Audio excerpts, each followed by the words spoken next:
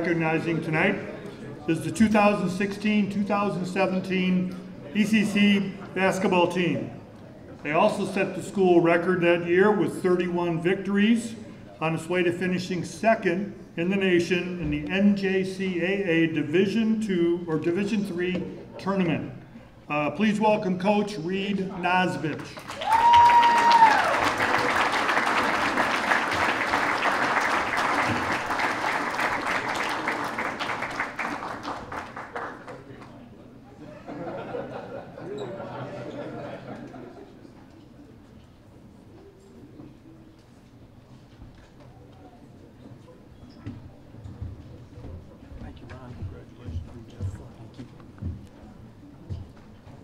Real quick, for all of you that just heard the name Nosbich, yes, Carl is my father. First, let me start off by congratulating tonight's inductees and scholarship recipients. My daughter was lucky enough last year to be one of those scholarship recipients, so I know how special that is. What an honor. I've been a lifelong Elgin resident. I'm a Larkin graduate. I'm an ECC graduate. So I've seen a lot of you that are inducted already. My childhood hero is inducted, Charlie Weber. So I've been able to watch a lot of you play throughout the years. Also, thank you to the board for selecting us to be recognized tonight. I know a lot of the board members had an opportunity to watch this team play, and they know how special they were. At this time, not my staff, just my players. If you guys could come on, make your way up here and stand in front of me. As they do that, about a week ago, I was going through my speech again, and I realized how important tonight really is. I have a huge responsibility in the next couple of minutes to describe to you how good this group really was. As I look back at the 2016-17 season, my assistant, Pat Barnhart, had informed me on June 3rd that we were being recognized tonight. From June 3rd until this past week, I was writing things down that happened during that season. Came up with two little short stories that I would like to share with you to help you understand what type of a group they really were. It was early November. We were 3-0. We were headed up to Milwaukee Tech, who was also 3-0. They had won their first 3 games by an average of 35 points. And the night before we left, we were in the locker room going through our scouting report, the individual players, and I reminded the guys how hard it is to play at Milwaukee Tech. Very tough arena to play in. The next day we drive up to Milwaukee Tech, guys are getting dressed, I come in for pregame and I started going through that exact same scouting report, trying to get them mentally prepared for how hard the task was in front of them. I got about 4 sentences out of my mouth, and one of the young men, we won't say who, stood up in the locker room and said, "Coach, we heard you loud and clear last night. We know where we are and we know what's in front of us." We beat Milwaukee Tech that night 100-67.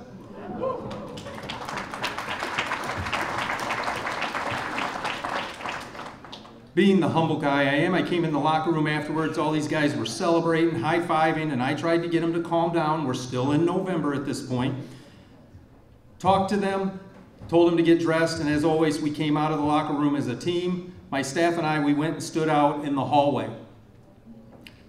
For about 2 minutes, we just stared at each other, the coaching staff. I finally broke the ice and said, "How good are we?" Now I'll give you the PG version of what my assistant said to me. They said, "We're really flipping good." Now I wasn't buying the Kool-Aid yet at that time. It was still November. I thought we were special, but I didn't know how good we were. Fast forward 1 month later, we're headed up to Kishwaukee. Same situation, very good team. We're 10-0 at this point. Again, very tough place to play. We played probably the worst half of basketball that we had played all season up to that point. Halftime in college is 15 minutes long. It gives me about 5 minutes to meet outside the locker room with my coaching staff, kind of talk about adjustments, all that kind of stuff. After about 5 minutes, I swung open the door to go in. Kids couldn't see me, I couldn't see them, but I could hear 2 voices screaming at everyone. Now, if you've ever been around young people, if person A is screaming at person B always has something to say back. There was no person B that night. It was just 2 guys in front of everyone yelling, "If you're not going to play hard, if you're not going to rebound, if you're not going to defend, get off the court." There was a pause in that yelling. I turned to my assistants and said, I don't think I need to say a word. I walked in, told them who was starting the second half, what we were going to do offensively, defensively, and told them they had 20 minutes to make up a 13-point deficit. We came back and won that night. At that moment, I knew I've got something special. From that point forward, we ended up winning the conference tournament, or the conference championship. We were co-champions. To tell you how special that was, we were the only Division III school in our conference. The other 7 schools had scholarships. We had none. And we still managed to win a back-to-back conference championship, I might add. The playoffs then began. We had to defeat Harper in the first round. We had to play a 20-win Madison team in the second round. Then we had to play Rock Valley for a Region 4 title. As a basketball program, we had never even won a Region 4 title. We were playing Rock Valley on their home court, and they were the defending national champions. Let me back up to the day before that. Our leading scorer tore his ACL in the first half of that game. So now we have to have a conversation about Rock Valley, who we've already lost to by 20, on their home court without our leading scorer. That young man that tore his ACL stood up in my pregame speech and gave one much better than I could. And we went out and defeated Rock Valley to win that Region 4 title. A week later, we defeated Lorain County out of Ohio to win the district title in what undoubtedly was the largest crowd in Elgin Community College basketball history.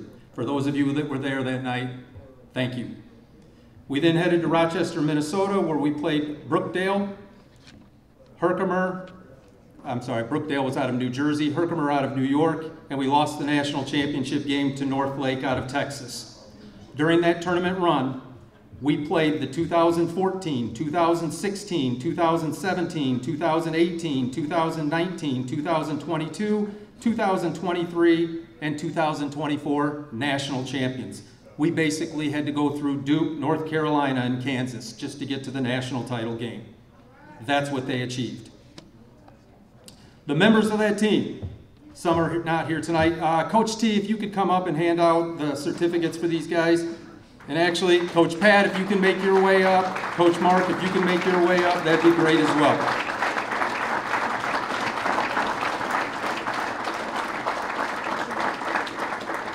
Members of that team were Chris Benjamin out of Aston Trail. He is not here. Charles Sanders out of Larkin High School. Isaiah Smith, who's not here, out of Champaign Central. Jorge Contreras out of Streamwood. Juwan Stewart, who is here, out of Larkin High School. Desmond Douglas out of Elgin High School. Shaq Bennett out of Elgin High School. Don't ask me how this happened, but Jamal Jackson out of Australia. We didn't have a recruiting budget to recruit Australia. His father was from Chicago and his godparents lived in Bartlett, and all he wanted to do was come to school in the United States. Connor Bosch out of Huntley High School. Ethan Mayfield out of Burlington Central. Demetrius Rhombus out of Schaumburg. Stephen Moyer out of Geneva. Noah Fox, who is here, out of Harvest. Dustin Cram, who's out of Bartlett and is here. Jordan Anderson out of Bartlett. Homer Denson out of Von Steuben. And we had 2 red shirts that year, Jack Wolf out of Larkin and D. Robinson out of Elgin Academy. And then let me introduce my assistants real quick. Tarnell Davis, who was with me for many, many years. Mark Somerville, who played for me in high school before I came over to ECC. And Pat Barnhart, who was an Elgin High graduate.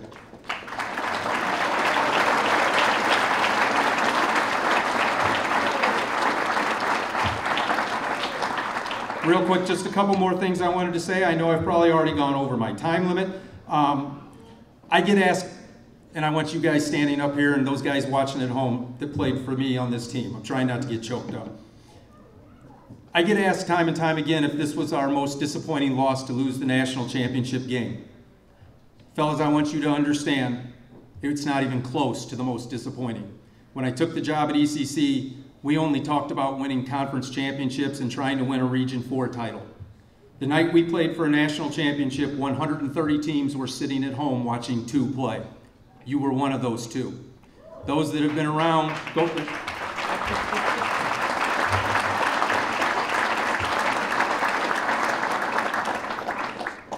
The last thing I'd like is, I know many guys, there was a group text going around that when I get up here, please let the players at home know to turn Ben's YouTube on.